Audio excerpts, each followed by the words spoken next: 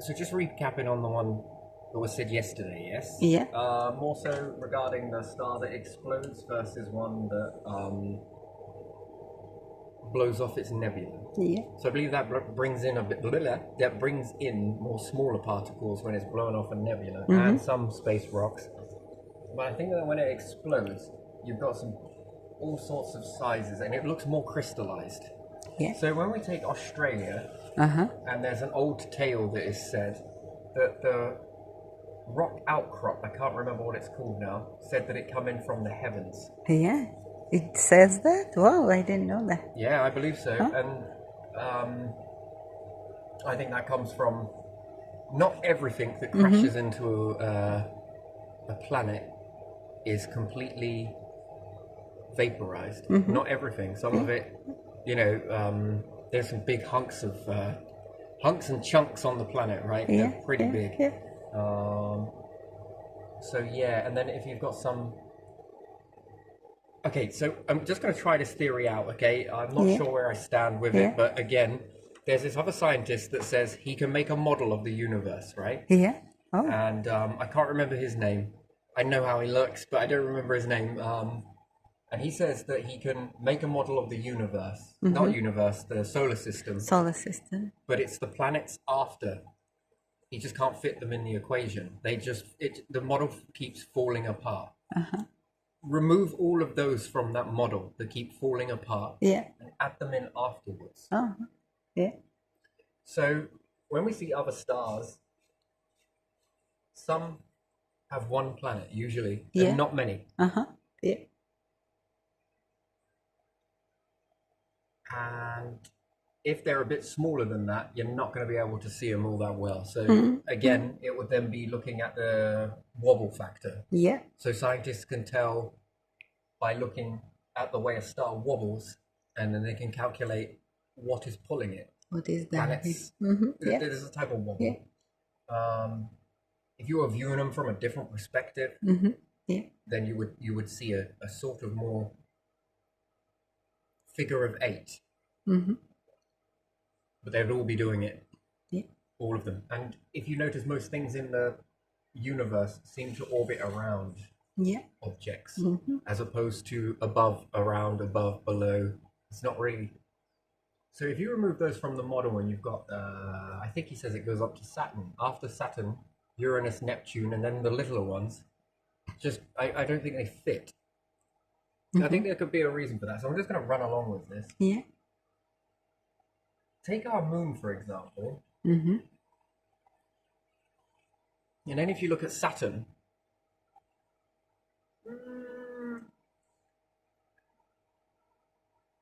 planet formation must be really, really slow Yeah. if you've still got rings on Saturn. Uh-huh. And you've got rings on Neptune, and you've got some on Uranus. Uh-huh.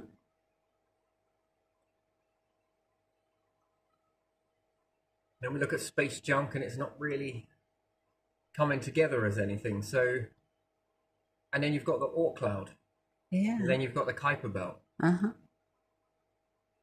Planet formation might not be as we know it.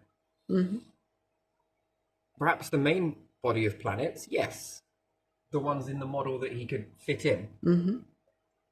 But what happens if a planet is more further away from the star? And when it explodes, it pushes a planet out. Uh-huh. And the planets capture it. So like the moon, it's caught in the orbit because it's exploded from another planet. Star system. But it didn't go in the... And then you've got some of these hunkier... They look more like crystals. There's the only way I can explain it. They're like crystal. Yeah. Yeah. And they vary in sizes. Some are whopping big sizes and some are not too big. So you got the smaller, larger, smaller, larger.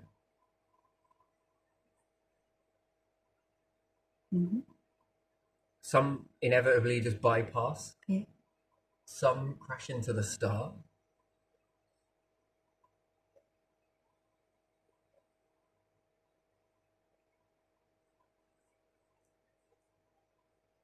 And what if more sort of exoplanets that don't fit in the balance are captured as well from a star that had a. Yeah, maybe they come later when it's already formed. Yeah. I mean, you got to ask yourself the behavior of a star. Why does it explode? Because it burns out. Yeah, but why would you have a behavior of explosion, which means sending objects in multiple directions? What is the purpose of that? Well, it could be giving other stars, other planets, technically a bit more time to burn. Yeah, while you are destroying, you are sending the leftovers to create something somewhere else. So then, what does the star know? Because that's a level of knowing. It's alive. Then you would say it's alive, although not in the same way you understand it. It would be like saying that nature isn't alive.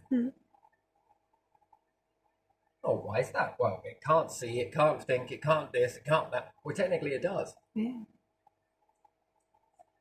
And it can feel. It can feel when it's more warmer. Oh, when I make some leaves. It's going to feel. Yeah, you know, there's a lot of. You don't have to be able to see with eyes in order. You know, it's hard to explain that because if you didn't have eyes, I think you'd be more feely. Sensitive. You'd be more sensitive to sound. But if you didn't have any ears or eyes, then perhaps smell, then touch.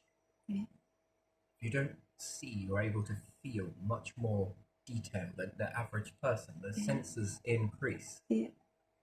That's no different to say if you were born without eyes, there'd be this feeling. It's got to know there's a bee. It's got to know that things are eating it. It's got to know that things trample all over it. I'm going to grow some thorns. I might sting you.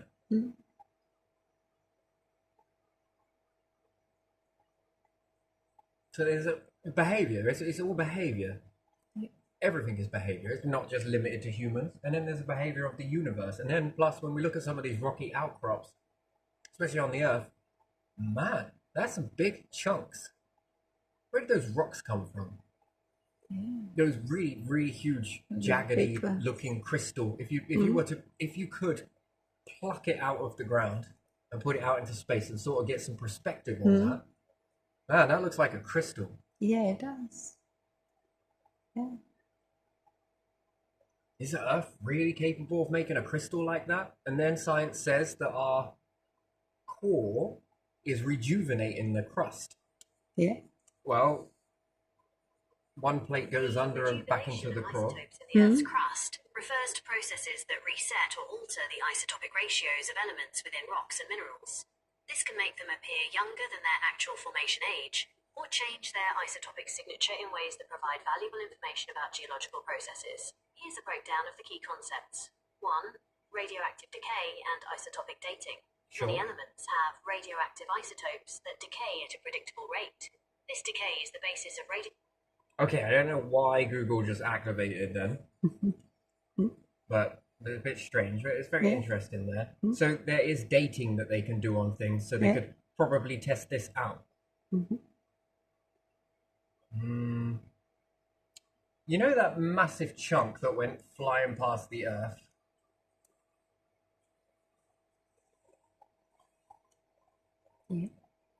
That scientists took a picture of, and it was a huge hunk of. Could you imagine that crashing into the planet? And then what happens when something burns up in an atmosphere? Does it change the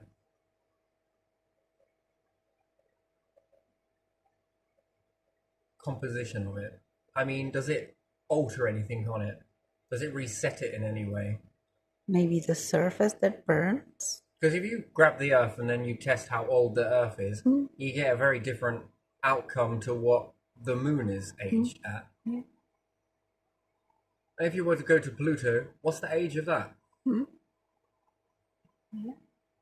What's the age of some of the moons? I mean, I'm just looking at this from a different perspective for a second, a hot second. There are rather large asteroids that appear from nowhere And what's more, you can't see them because it's very dark. And then, yes, there's radioactive decay. I'm understanding that, where you can look at the decay ratio on some of this stuff. But do we know enough about deep space? Can our star reset any of this? Is there any way that this can change or alter? I don't think we know enough about deep space. We can barely see anywhere there, can we? Have to look for a long time to get a picture of really far distant parts of universe. So unless you test every single planet,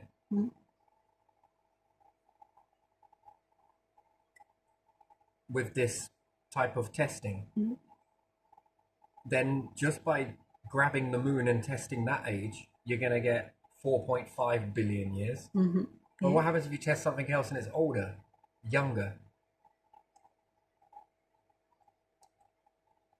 And that will leave you a big puzzle, wouldn't it? That's quite a big... Yeah. That will leave you scratching your head. Yeah, it will. And then you could look at Mars and say, oh, we'll test that. But then, did it have... And this seems like it's, what do you call it? It's all going to be concentrated in an area, but it's going to travel in the pyramid structure. The further away it comes, the more separated it's going to be in an explosion, isn't it? Yeah.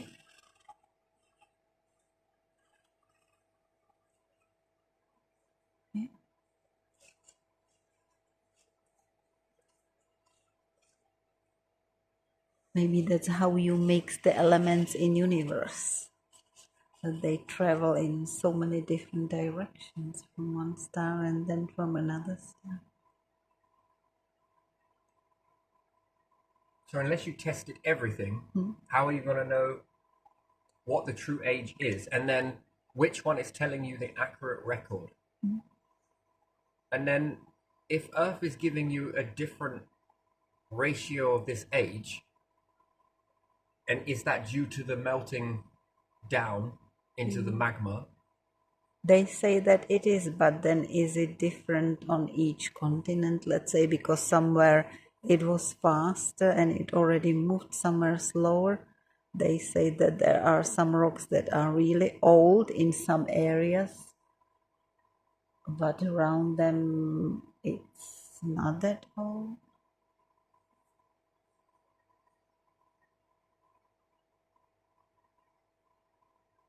So there is a level of heating this stuff changes the age ratio then. Yeah. And this is a pretty big explosion, right? Mm-hmm. Does it wipe off the signature? Maybe it resets it to now it's starting to age again when it blows. Does it burn up in the atmospheres? Is this what can cause it? And then if you were on the moon, what bit did you test? Yeah. Was it just one piece of the rock? Yeah. A certain type of the rock? Yeah. Then if the moon went molten because it crashed into the Earth, then that's going to tell you the age of the collision, not the age of the moon itself. Because if it went molten and there is a resetting on this, it might be different age, different areas as well, because somewhere stayed molten much longer or something.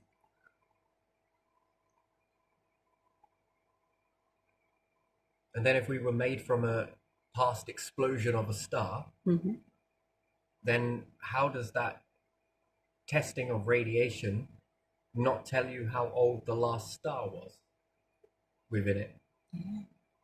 So somewhere out there in the solar system with this testing, there must be some remnants of the ancient star that exploded in order to cast a nebula that allowed all of these minerals to take place. This iron and everything else must have come from a dead star. So where did this content come from that doesn't have a fingerprint that is older than... Right, our star has taken loads of matter, yes? Yeah. And is combined it and has created the star, and it's also created the planet. Yeah. But it's taken it from an ancient star. Yeah. especially to have pieces of iron in it, and to have all of this other, I don't know, mineral content. No, Yeah. no, not mineral. To have different elements on it, there must be something out there then that is not, that should be older. So why is it reset? Why can't you test it from? So there must be a piece of unchanged particle out there somewhere that's going to read 14 point something billion years. Why 14? Because it's going to have caught this radiation from the last star that exploded. But if it all resets, then something is resetting this. Yeah. Then what is that process that is causing this stuff to now read at 4.5 billion years? Do you, Yeah. because that star content that the planets are Yeah. formed from Yeah. Was older. should be older. Yeah, much older. So therefore it should mess the signature up, and you shouldn't be able to tell how old the Earth is by doing these types of tests, because that should be giving you a registration number of how old the universe is, not the planet.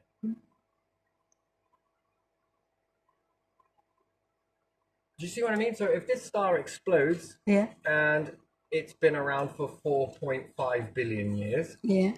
and then there's a gas cloud or a debris cloud, then let's say, and then somehow our star got created in that, Yeah. and the planets, why are none of these gonna then, and if it took another 4.5 billion years, let's just say it took another 4 billion years, and then you've got 8.5 billion years all told for that to create. Humans come around another 4.5 billion years. Yeah. So how old would then that make that?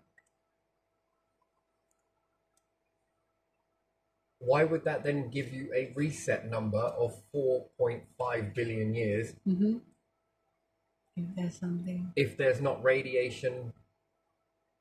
And radiation, there must be a blueprint then to tell you how old the universe is then, right? Yeah. Because if it says here that it certain isotopes in the rock affecting the isotope ratio. Yeah.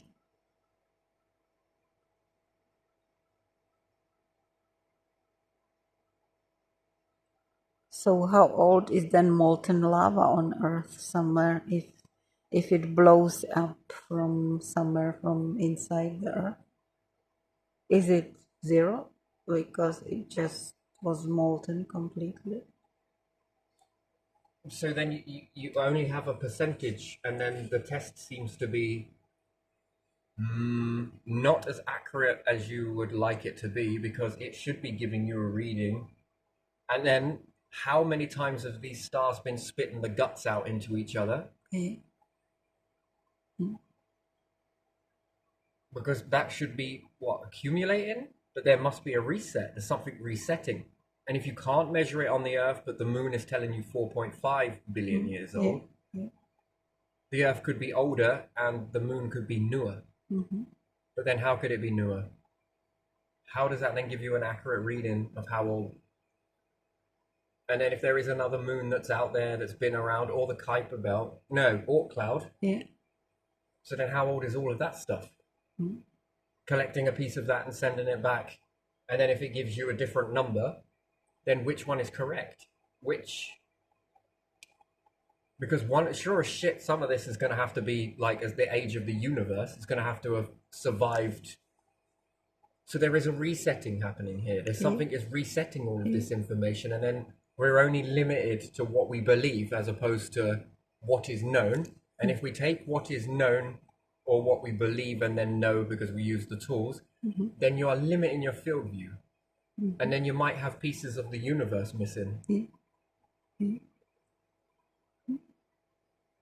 So these rocks are quite old, Yeah. but you would expect them to be a lot older unless you're going to say that the universe is 4.5 billion years old. And then that doesn't make any sense. Universe is older, isn't it? By by today's theories, isn't it? Yeah, but if Yeah, yeah. you begin to limit yourself down Yeah, to I this understand. information I and think understand. that the test is accurate, which it might be, but it also could not be. And then what happens if you go to another star system, find a planet there, which again, and tested that, and it give you a completely different number? Is that really telling you how old the star is, or is this telling you how old the universe is, or is this telling you that was when it last reset? Then what is that resetting? Or is it the age of that star system only? Or does it come from the explosion being very hot that it sort of wipes this memory off? And then if that asteroid came, they landed on it, grabbed some samples. How old are those samples? Yeah. What did that come out as the test? Yeah.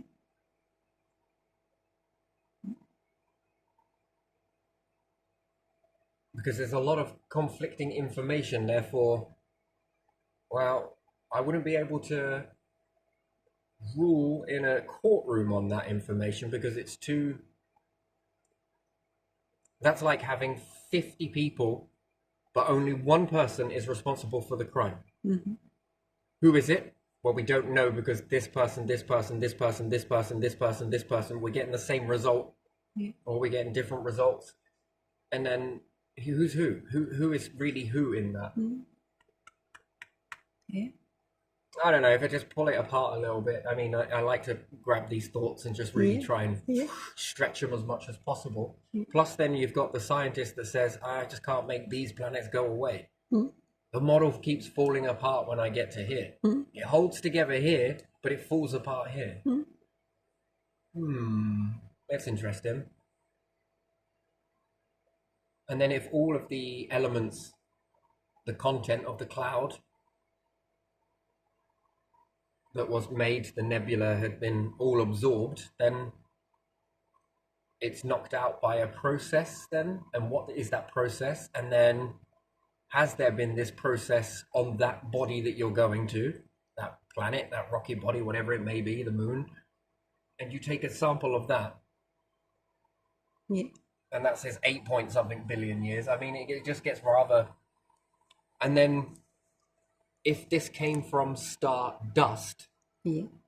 then that should be giving you a different calculation altogether. And then why is it not adding the radiation from this star to the planet? And then it carries on counting the radiation.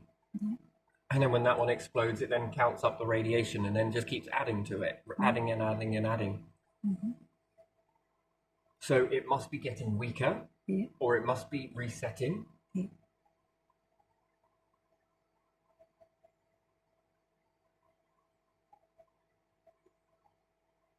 And then how's this movement of life happening in that aspect? If you want to look at it from a perspective of this way to learn something from it, I mean, it's okay to be wrong. I don't mind. But there's an awful lot wrong with the modeling so far. So it's either the computer system is wrong and it just hasn't been figured out, but then why would it work to a degree and then fall apart? And then, yeah. That doesn't make any sense. So that would indicate that these objects came after.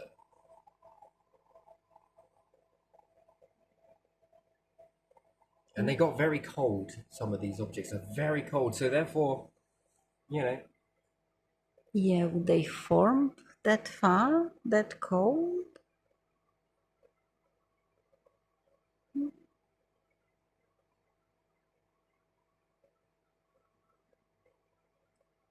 I always thought that some gas planet should be closer to the sun. yeah, they usually are, but there's an alignment. There's a sort of balancing act happening.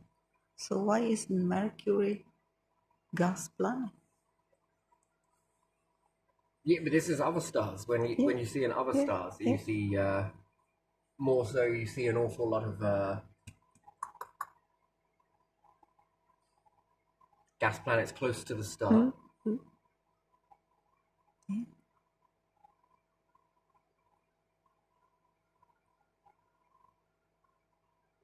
And do gas planets over time shrink and become, does the gas become more solid, or is it that it's gas forever? Yeah. Well, if you were to ask that question, which is a good question, and you were to look then at Pluto, Yeah, and you would see that its orbit is very, very strange yeah, it is.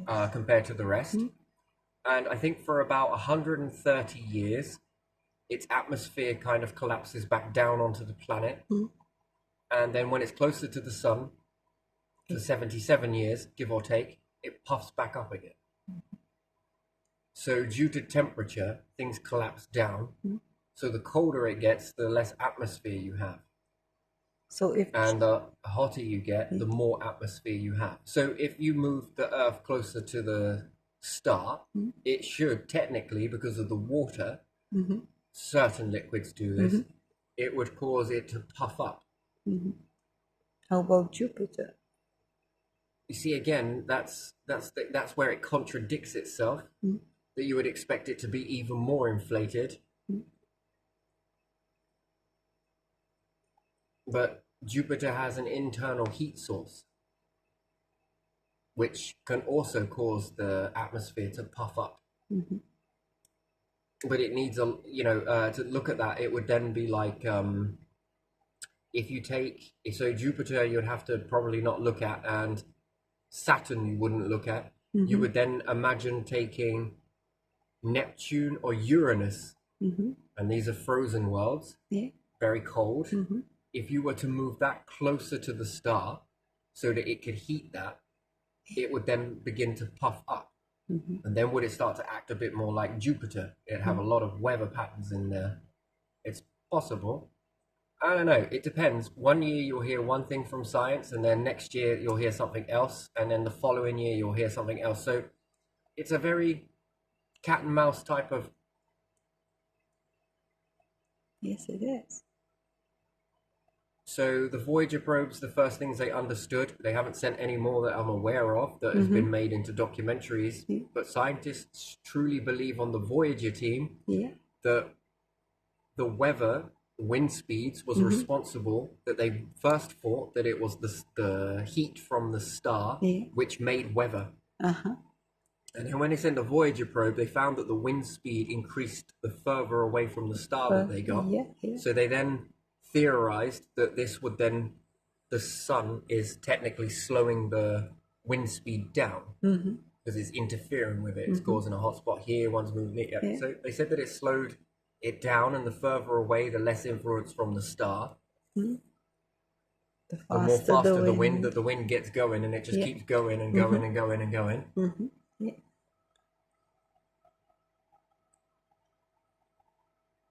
And again, you could look at gas is a tricky thing. When you're looking at a gas giant, it is extremely difficult to tell what type of terrain is down there. Is the gas? Are there any mountains in this? Well, you wouldn't know, because gas tends to look, more closer it is, it's going to be more liquidy, condensed. And the more further away, it's going to be slightly more it's too hazy to even tell. So there could be outcrops on it, but you wouldn't really be able to tell. I think you would need more sophisticated equipment to be able to see that. So there could be a liquid, because pressurized gas becomes liquid, doesn't it? So even if there is hard terrain, sort of, it could be covered with liquid. Yeah, but to know whether that is an even terrain or uneven. And then on some of these, you've got water that's solid, and it's like rock in some of the. So you can see then that you've got jagged. Technically, it just looks like everything is liquid. If you think about it, everything in its normal state should be liquid. Everything is a super cooled liquid when we're looking at objects like this. It's all super cooled liquid, and therefore it's all crystallized because of it. So rocks technically look crystals to me. All of it does. Yeah, they have just different unless it's got crystallization. erosion and it's been smoothed out by, different processes such as the ocean, and I guess this is how they assume that there has been an ocean on Mars due to the blueberries. They're also known as. But again, a large amount of that terrain is very jagged, but there is sand. But sand is quite an abundant thing. It almost seems like the star is spitting out bits of sand, and this is coming through the atmosphere. But again, you can just wander with it. You can think about anything you want, but with this one, I'm not sure, right? There's this testing done, Yeah. but is there a resetting on the testing?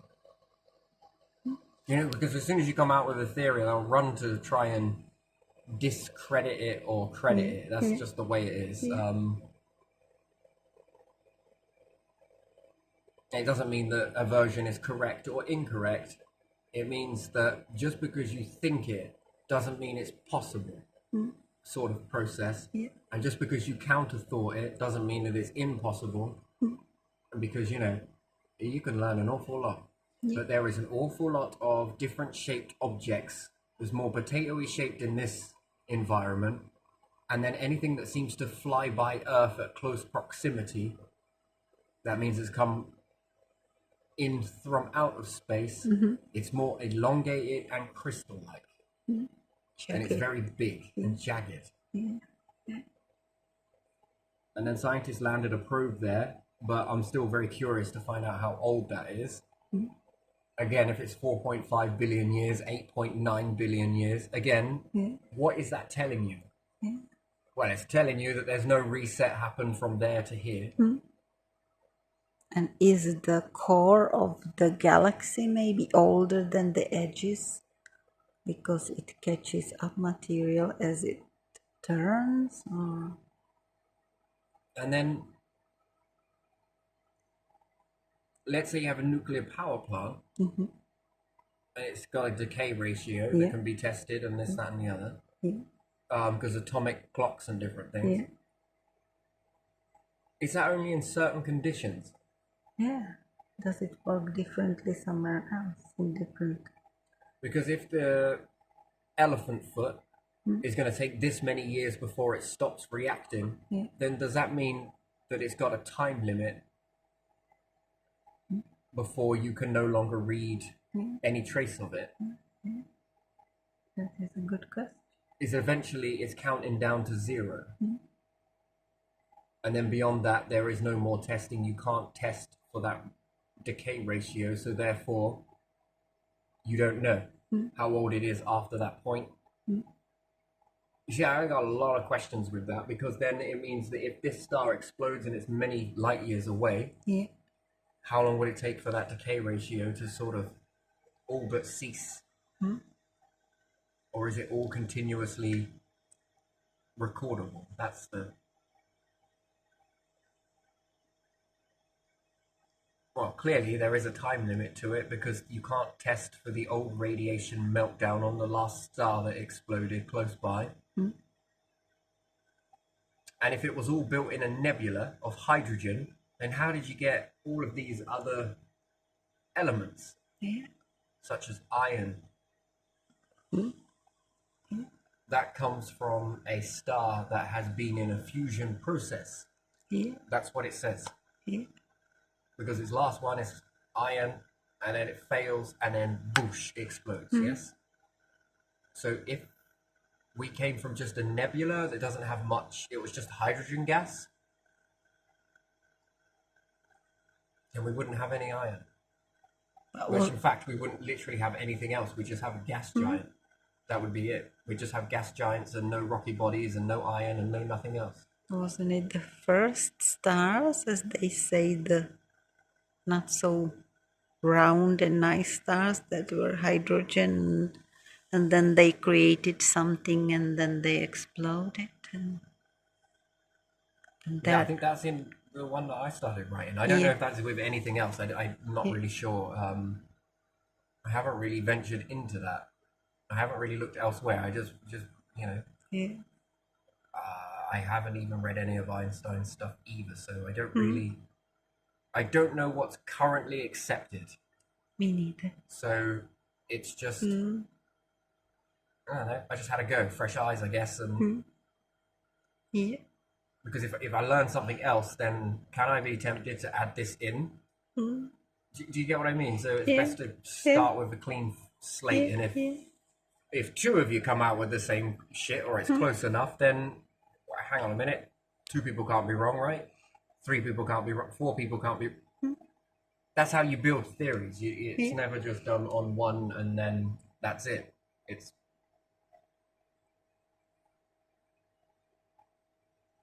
so then that would indicate that there is a decay ratio and there is a point of no return on that. Because if not, you would be reading how old the universe is, and that's not coming out. Yeah. It gives you different dates, so different time. And then why look for the moon for that and then be like, well, that's how old the universe is. Well, there's plenty of other moons out there that could then indicate that they're older. But then does that necessarily mean?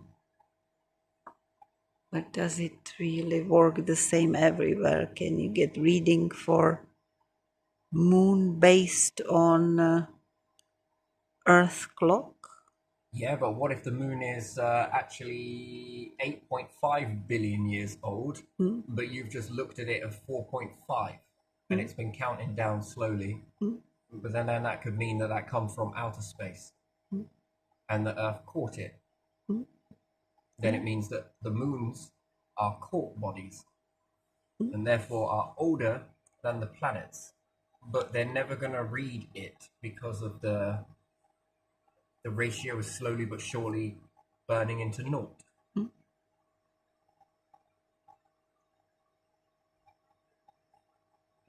Yeah. I know it's kind of a lot to take in, but how else did you get a mix of hydrogen and a mix of elements? Yeah.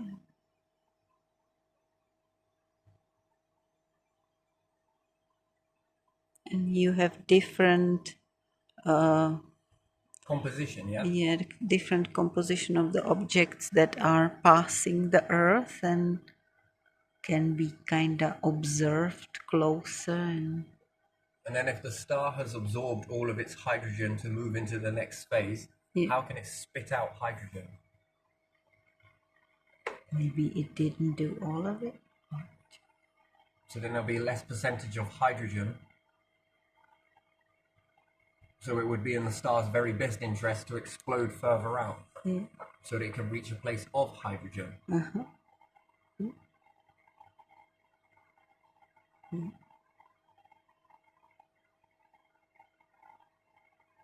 So is planet formation come later?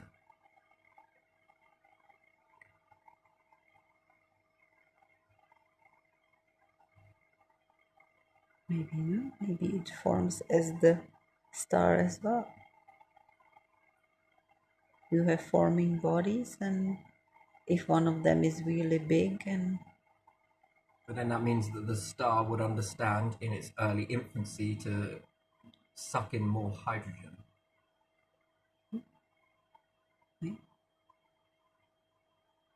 But those elements have got to mix with abundance of hydrogen.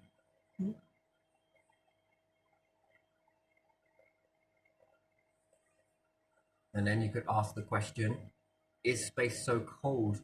Is it a vacuum? Is it because the brain is designed not to see it and register that? But are we in a liquid? And therefore, is empty space nothing more than saying liquid hydrogen? Condensed liquid hydrogen.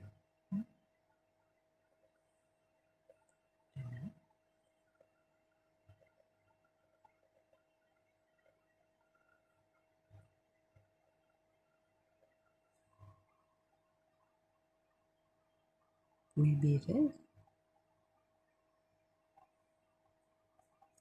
Just having a thought, that's all. Yeah. I'm not going to say that this one's terribly where I'm at, but I don't know, it just makes me think, that's all. It begins to make me think about rogue planets. The only way to really know is one of the planets capture one.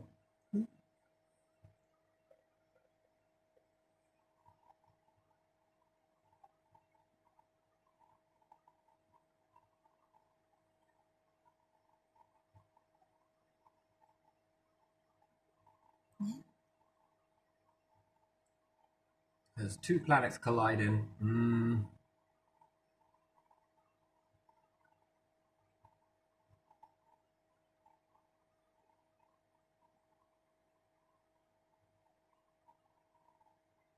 I was not sure about that.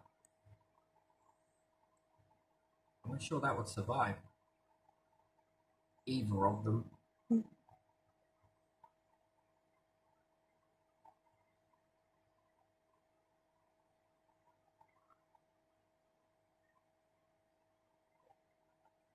Yeah, they would become like powder.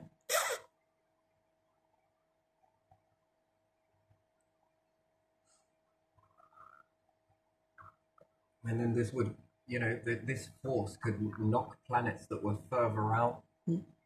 This could send them with their material to create something else. and it would make them very potted on one side, heavily potted on one side, because that's what will cause the movement. They would, the moon rotates as it's. I understand it now. But you wouldn't have one side then potted and the other side not. That potting comes from an explosion and lots of debris, small enough, not enough to cause it total annihilation, smack into the back and then push it.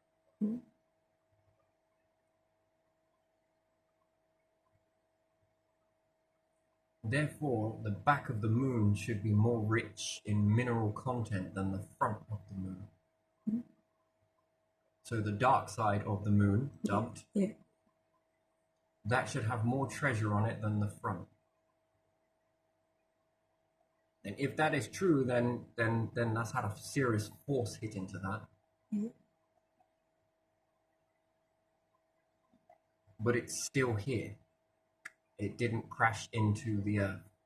With that type of force, gravity is weaker. That force should be a lot stronger. Over time, perhaps not, but all in one sitting, there's enough to push any smaller bodies or larger.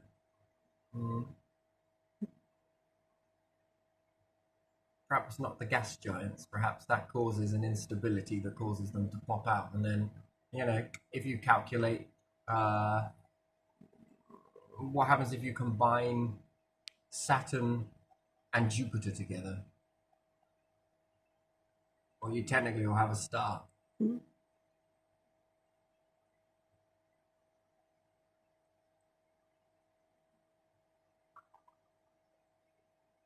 should be more than enough hydrogen there in both of those.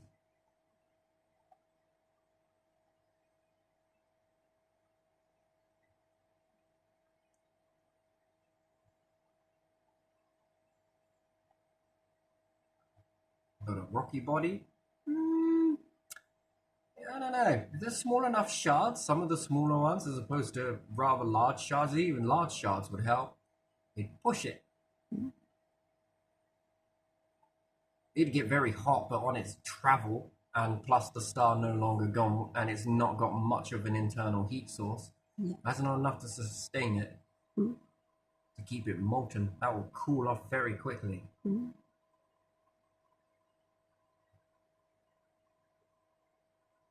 Because molten stuff you can see.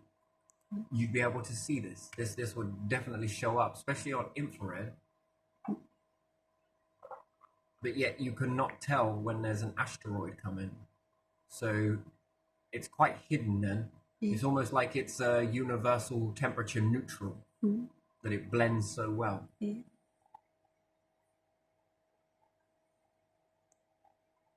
But something hot traveling fast, you'd see it. Something really cold traveling fast, you would see it. Something neutral in temperature, I don't think you're going to see it. It's like trying to look for an asteroid flying by another star. It's next to impossible.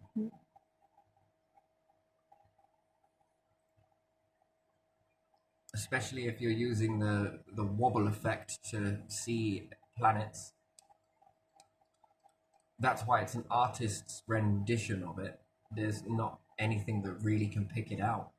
Well, I wouldn't say nothing, but further away you are, forget it. So seeing an asteroid, not happening.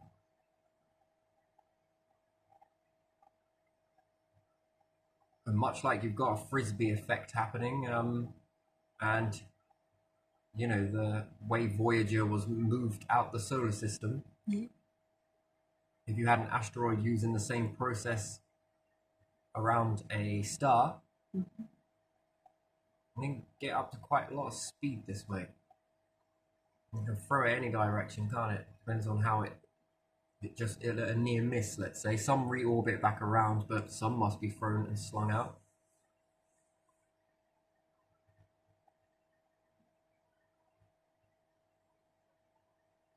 And again, Pluto's orbit is very strange.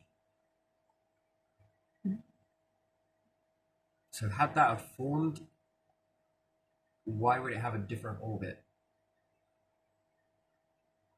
And then why are some of the orbits around the stars more reminiscent to Pluto's orbit, and some are more uniform, some are more elliptical? Yeah, Pluto looks like it came, was caught, turned around, and then another planet somewhere influenced it to go back, and then it got caught in elliptic orbit. So to say that formed there, then why not the Oort cloud?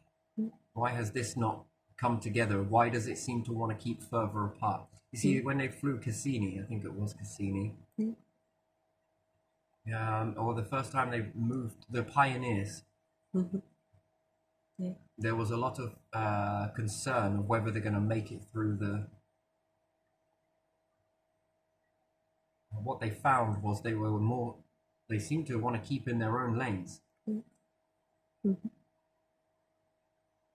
But that argues against planet formation. So why in the beginning was there planet formation, but now they want to keep apart? Yeah. What they showed us was like debris that were turning around and coming together, didn't they? Yeah, there was on some documentary, sorry.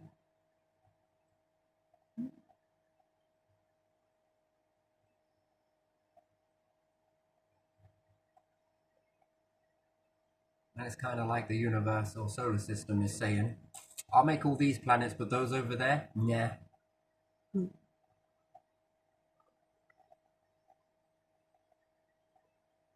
Just not these ones. So it then is pick and choosing. That doesn't make any sense. No.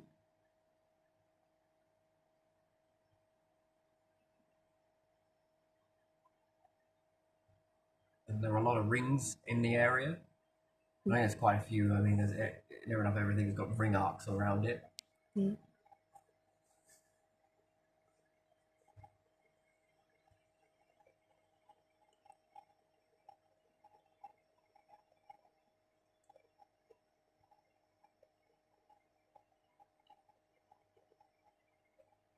So Pluto must be a rogue planet.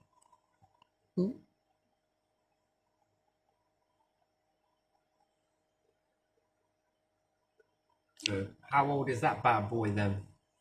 Or is it some spitting of some of that star? Because they say it doesn't look big enough. It looks like a huge rock and not like something formed like planet.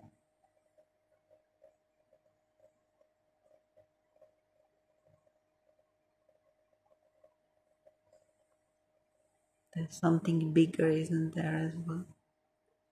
Is the other bigger stuff or the same stuff like more circular orbits than Pluto?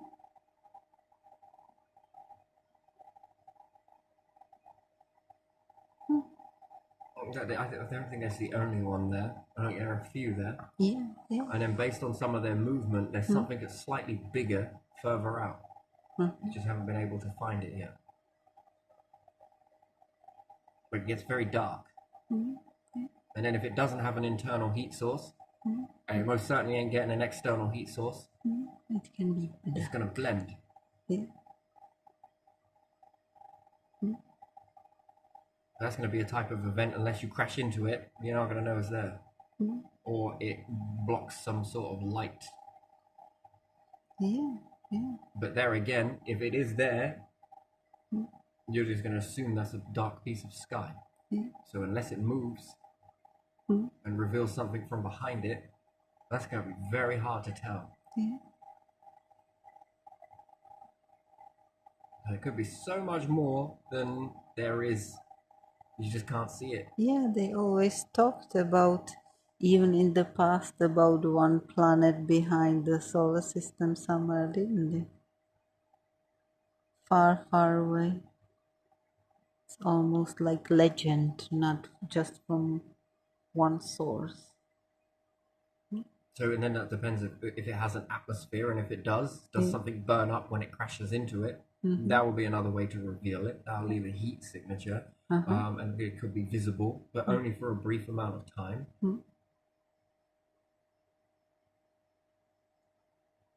That's interesting, isn't it? And to think that it's all destruction when a star explodes everywhere. That's if it gets to a puffing stage, if it puffs up enough. Not all of them are going to follow the same path. It's like the stars asking you, do you all die the same? So some no, of them? no, we don't. Oh, okay then, nor do we. Do you get what I Yeah, mean? yeah. Are you all formed the same? Not exactly. Oh, that's good, nor are we. Hey, planets, are you all formed the same? No. Oh, okay then, cheers for that, just confirming. Different sizes, compositions of all of that. And then there's the whole notion life on the Earth is a fluke. Rogue planets? Impossible. When a star goes, it's all dead. It all blows. It all sucks it all. So we get fluky on life, but we don't get flukes on rogue planets. If anything hits it, it means it's total annihilation, but it doesn't. It's not enough to push it out of its orbit.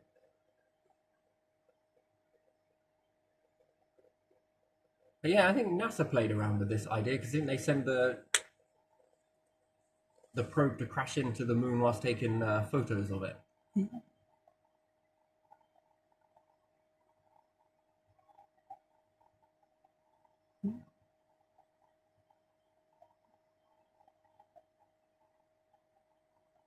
So what happens if you have a barrage of things hitting into it? And again, the only way you're really going to know is if you get out and grab some asteroids and have an experiment. Smack them into a moon. Can you slow down its orbit? Can you move the object? Can you push it closer to a planet? If you do push it closer to the planet, does the planet then rectify it and pull it back into its happy zone?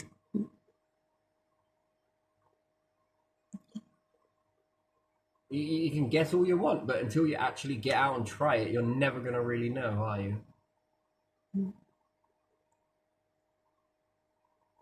And then another question is, how many stars have exploded that just haven't reached here yet?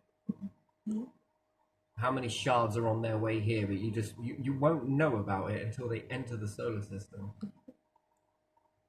And then you'll see a big shower. A cluster will enter of varying sizes.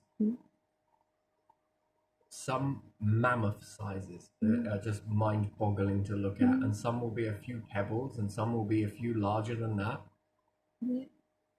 All different sizes. Mountains. To ancients, this is just a, oh, wow, the gods are coming.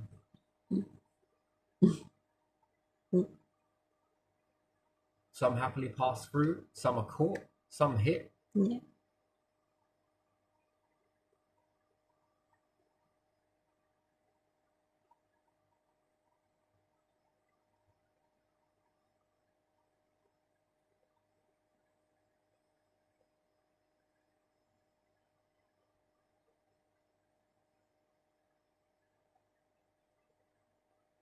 Some bring treasure.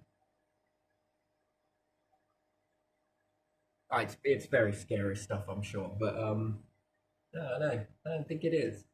And then with the testing and dating, how are you not getting a reading of how old the universe is?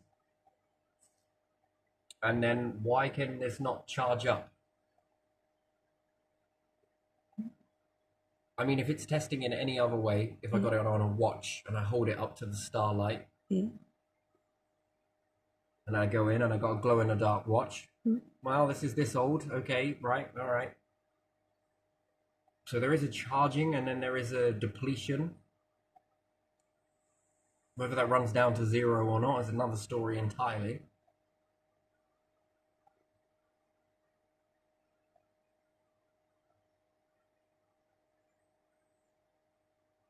I don't know. I like to really pull on minds. I like to pull on it and give it a good tug. Yeah. There's more in this sponge. I can feel it. Oh, look, there's some more.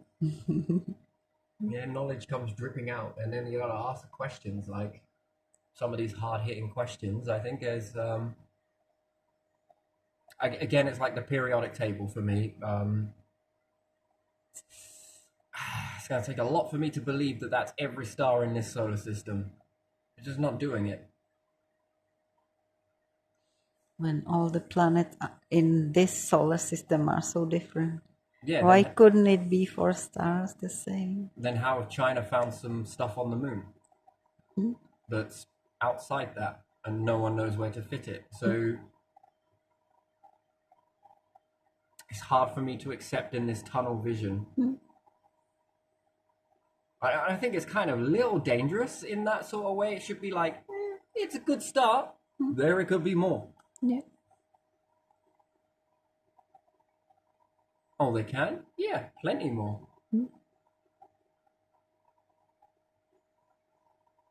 And then, if you don't know those ingredients, how do you know that fusion ratios aren't different?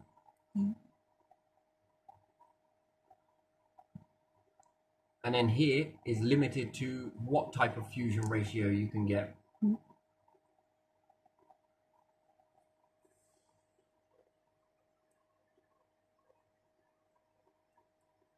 And then are there other types of metals out there? It's possible. Are there other types of elements out there? Absolutely.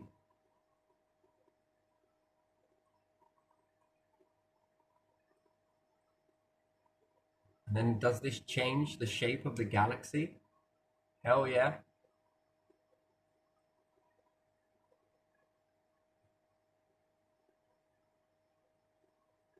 And you got Andromeda on its way. I mean, identical, you say? Is there any bets in the bookies somewhere? I'm going to bet in the opposite that you're going to find new stuff. Yeah, if there's a survival then.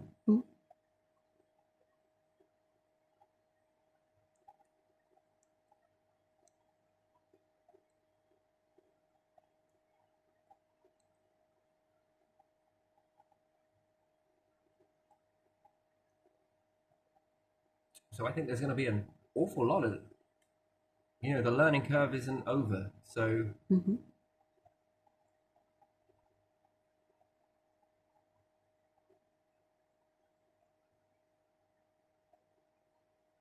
you got several types of people in this world, right?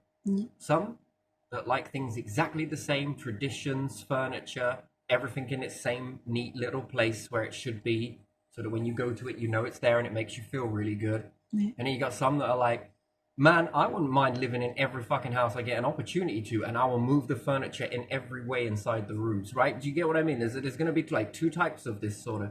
Which one's going to be more common to you? Perhaps everything in its nice, neat little box, don't move nothing. Anything outside of that, and it makes me feel insecure, like, so it must all be in its neat little place. Science must never be that. No.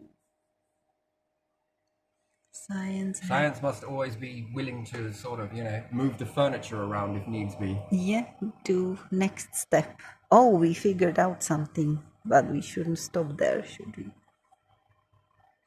That might be what we figured out, just for one thing, not for everything.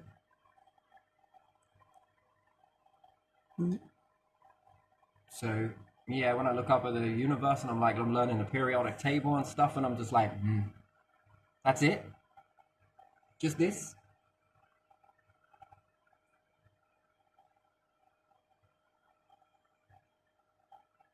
I think you got a very small stamp on a planet-sized version, right? So if we can, hey God, can we have some paper the size of the planet for a second? You're just gonna put the periodic table there.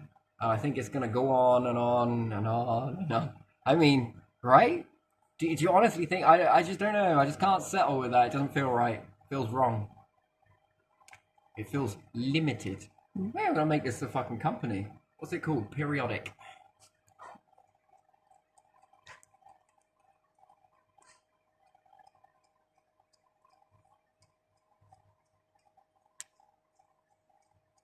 Yeah, I don't know, I'm having a laugh as well. But yeah, so and then which planet, moon, body, celestial Yeah, object is going to tell you the right date? yeah. Now I just test the moon and then that's it. Okay, what about Mars? Okay, what about any of the moons around the gas giants? And then what about Pluto? What about some of the stuff in the Kuiper Belt? Do you know how much this would cost? It's knowledge. You put a price on that? No, come on, we should get some of this. We might find something on the way. Completely different and something we were not looking for.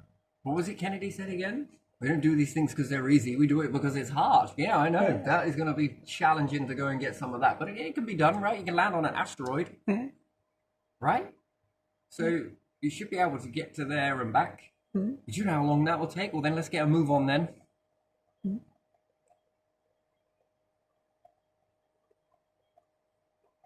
Go on a settle bet. Because if we start getting different ages and stuff, we're just going to be like, whoa, what a breakthrough. Yeah.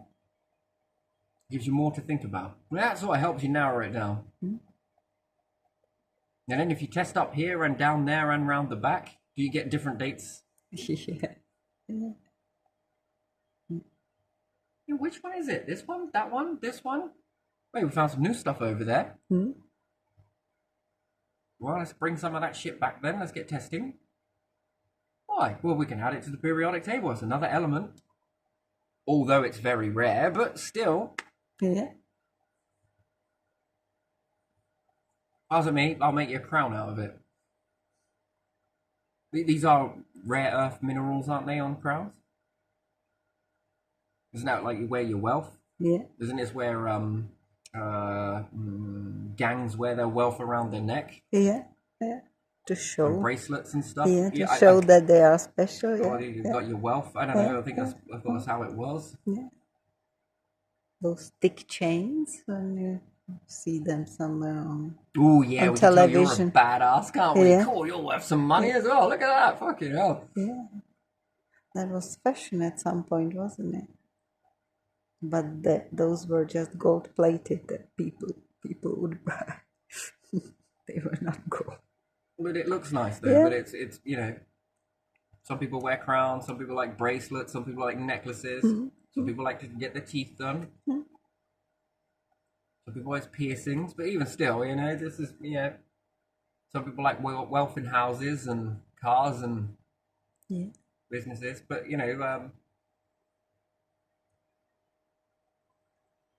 and then right, you little planets, which one are you telling the truth then? Come on, spill the beans. None of them. They might be completely different age from the first one to the last one. Mercury is probably damn old. You think Mercury? Yeah. You see, the thing with Mercury then, it had its crust blown off. It's like I don't know how to say it. It's like little fried blob near the sun. Well, technically, and very freezing at the same time.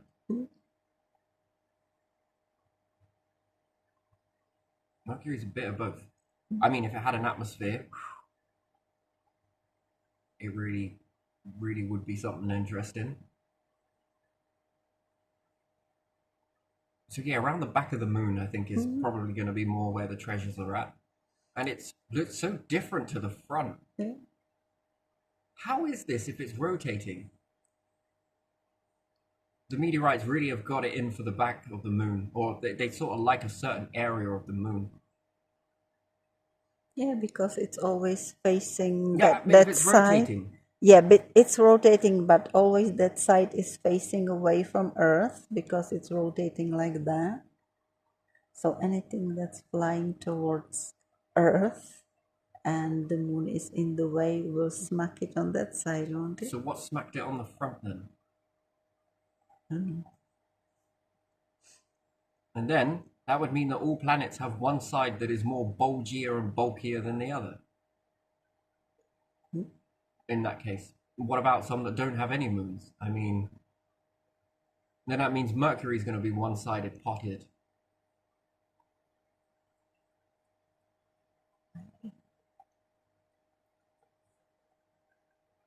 Is it just hard rock, Mercury? Mm. Or is it sandy like Mars? I don't know. That much potting and not much movement. Mm. Mm. You wouldn't think it would be moving away with that much barrage, would you? You'd think it would be coming more toward the Earth, not away. Well, it must have been. Especially if the meteorite's favorite is the back. Yeah, it must have been sprinkled long time ago.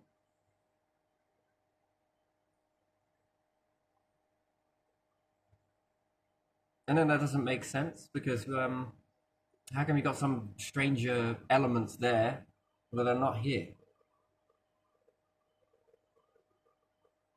Because we come each from different area, maybe all the planets and everything.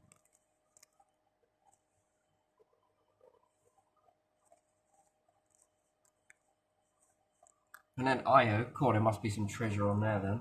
Yeah.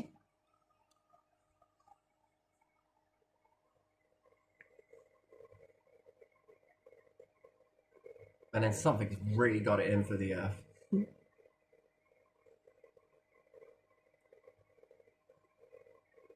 Wouldn't you think that the Earth is overly blessed with stuff compared to any other body in the solar system?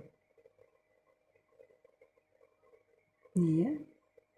Like almost deliberately overly blessed with stuff. Like literally. I mean, it's almost like you're getting a helping hand somehow. Genesis. Someone sprinkled. Yeah. Sprinkled everywhere, but oh, this one I like most. In your history, we made you mine all of that stuff, but we don't need it anymore. You can have it back. Bit at a time.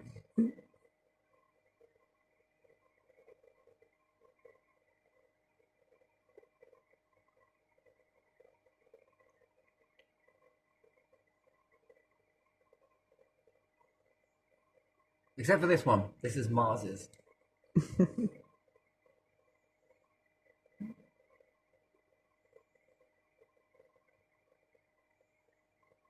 Yeah. But yeah, and then what would shatter a moon like that? Yeah, yeah, Mars and Earth are gonna switch. They're gonna do a switcheroony at some point. You know, humans go all the way to Mars, colonize Mars, get there, unpack and everything, and they're like, yeah, this is not bad, this is not bad. And then they just like bypass the Earth.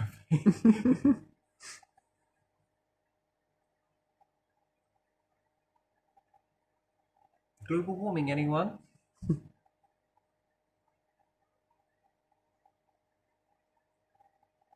Maybe that's where the moon gets switched as well. Right, you could even Stays- catch her in the orbit. That would be Stays a bad with thing. Mars instead of Earth.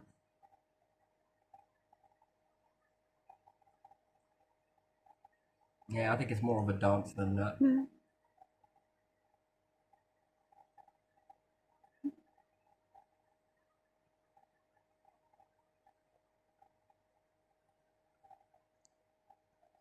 So yeah, I don't know. These hunky chunky.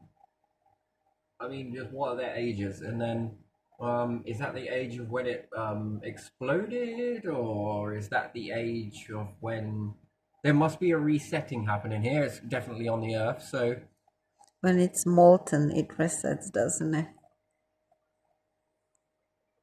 it's an explosion. How much more molten do you want? Yeah. And then, can you test the star?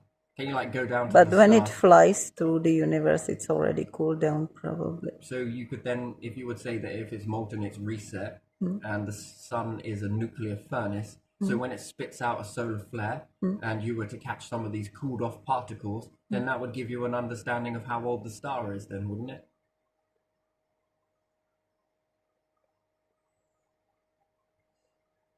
When it's molten, does Some charged particles, catch Can- it in some of that. can you measure real age of star? Then it doesn't make sense, does it? Why does it not make sense? If star is molten, how can you measure its age when it's reset? But is it reset though because it's molten? Maybe not. We do a nuclear test on something to find out So- something, or you So carbon it's the test reaction, something. nuclear reaction going on So there. nuclear decay. Yeah. How old is the star then? I'm pretty sure that is decaying, isn't it? Yeah. And when it finishes decaying, it's done. I don't know. So when does that process start? When it's What when it's off the happens? star? What happens when the decaying finishes? Does the decay rate finish? Well, it must do, because if it didn't, then you would know how old the universe was based on, Yeah. and then you wouldn't have any idea how old the planet was, because it would merge into one big synchronicity. This star starts the aging process, blows up, and then this one's made from that aging process, so's the planets.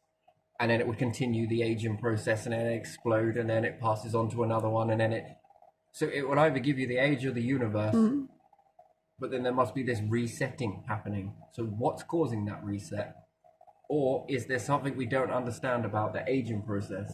Or was what I don't understand about the aging process then? I think we don't understand. Not you, just you. I don't think we understand much. Because the Earth is resetting due to a different factor. And then there's carbon testing, isn't there? Yeah.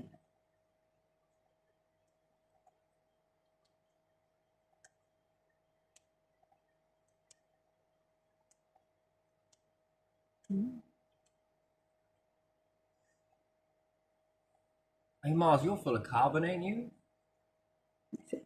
What's your age?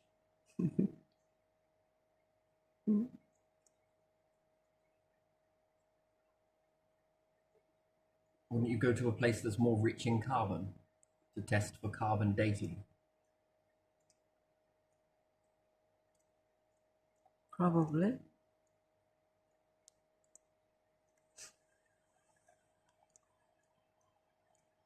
So the moon or Mars? Which one would give you more of an accurate carbon dating test? I don't know. One without carbon I or don't one know. with it? I don't know. One with it, probably. No, I'm not sure if it's tested that way, but again, I don't know what has what on, so I don't know.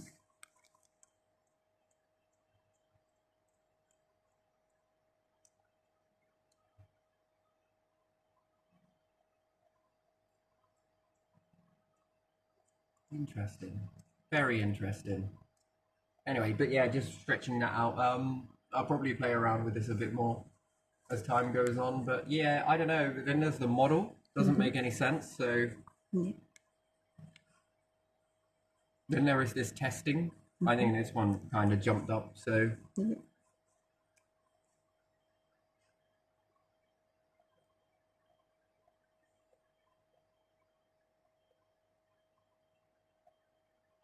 magna evolution.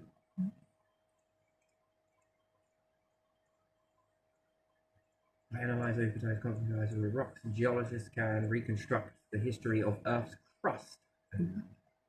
Isotope analysts used in the environment studies can trace sources of study in the movement of underground water.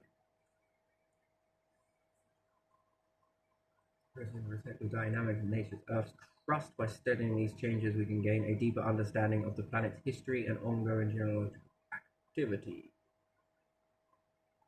So there's many ways to do it. Uranium. Ratio of uranium can be used to calculate the age of rock. However, if the system is disturbed, isotope ratios can be altered, leading to an inaccurate age.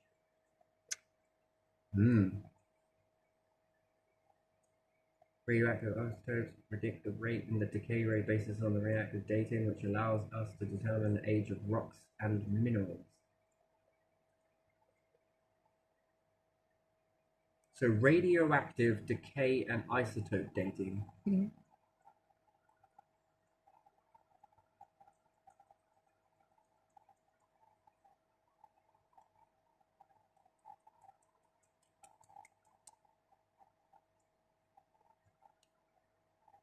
That's the one I'm interested in. Can it be reset? Is there any way you can false positive this one?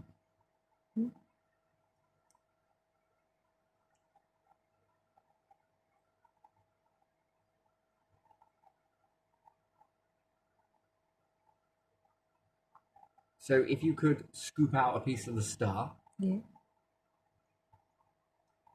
it would then begin to decay, yes? Because it is radioactive, isn't it? Or is it a nuclear furnace? Radiation. And what's the Van Allen belt? Something magnetic. Doesn't this get measured in radiation?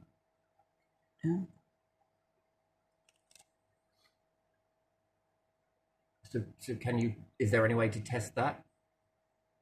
Does it give a result? Well, there must be, because the Van Allen belt, isn't it?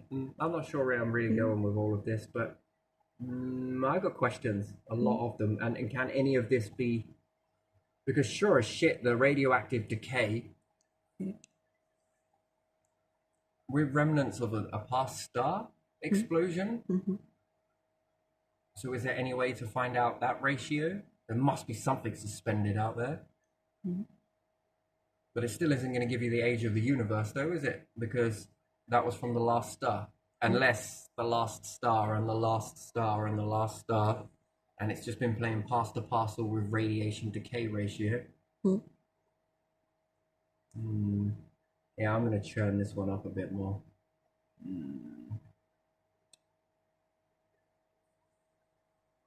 But perhaps it's just that I don't understand this.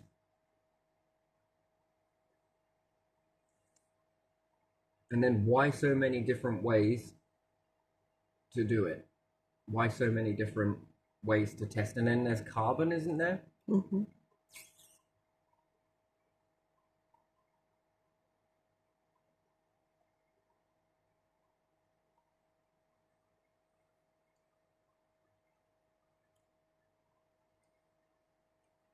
Anyway, I'm going to leave this one here, I think, because I don't know, that is very confusing. There must be something in it that is hesitancy, and hence why there are so many ways to try and test things. So there, if I had to read into that, there's not a clear enough picture, or there's something that is amiss. Maybe they cannot agree on which is accurate or whatever.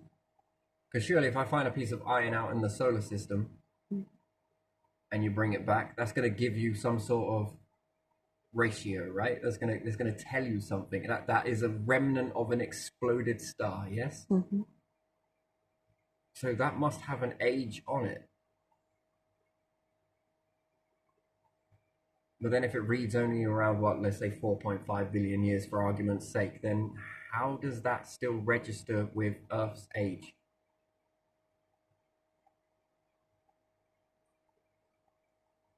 So then that would mean something, either that is not accurate or the star is younger. Mm-hmm.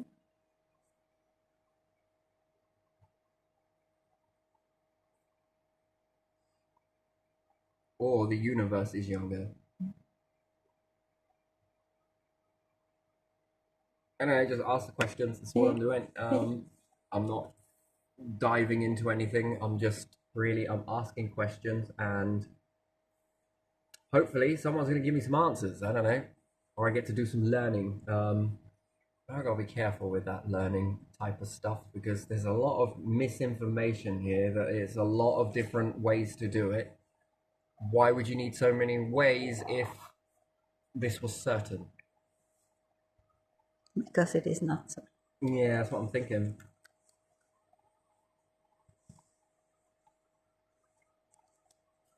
And then why the moon of all places? Yeah. Because it's closest. Only because it's closest. But then what about the Oort cloud? That's further, isn't it? Then moon. Well, what are we trying to figure out the age of here? Because if this resets and there's been a collision, then Well, someone has to go there and take a sample then. yeah, but what's wrong with taking a sample? Nothing.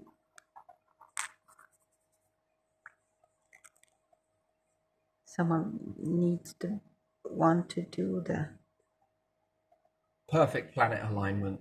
You're gonna hop along and you don't need as much fuel, and then I guess that's how do you get back again, but